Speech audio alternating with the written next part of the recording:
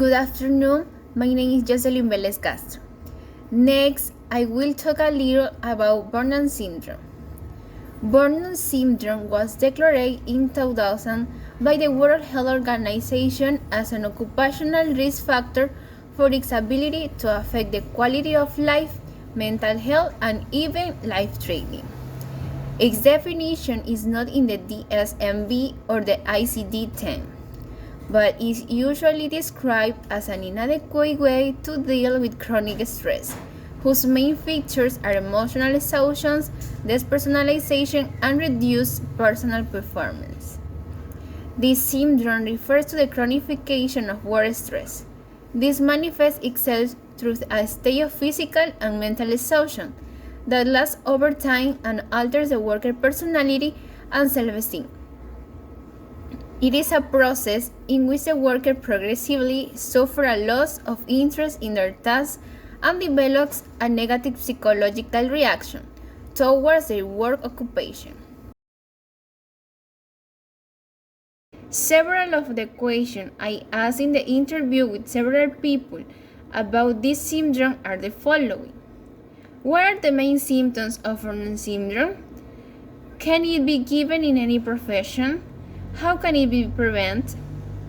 The answer to the first question was that several known symptoms that are attributed to this syndrome are generalized physical and mental exhaustion, decreasing labor productivity and desmotivation, and despersonalization and cynicism. The answer to the second question was that preventive measures against burnout syndrome are similar to those necessary to handle situations of work stress. In order to resolve a burnout worker situation, it is crucial to identify and modify the working conditions that have produced it. And in cases of prolonged exposure, it may be necessary to relocate the worker, psychological counseling, or supporting in the job to rectify habits acquired. The answer to the third and last question was that this syndrome can occur in any occupation, since there is a greater risk of suffering burnout syndrome when there is a great discrepancy between the worker's job expectation and the reality of the tasks to which they are assigned day to day.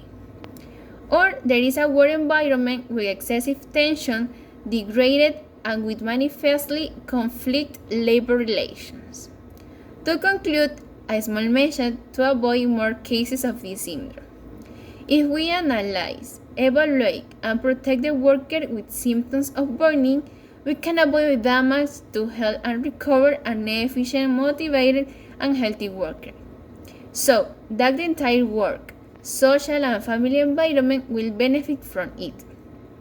Prevention is possible, and it is also possible to prevent, minimize, and eliminate risk. That is our mission. Thank you so much.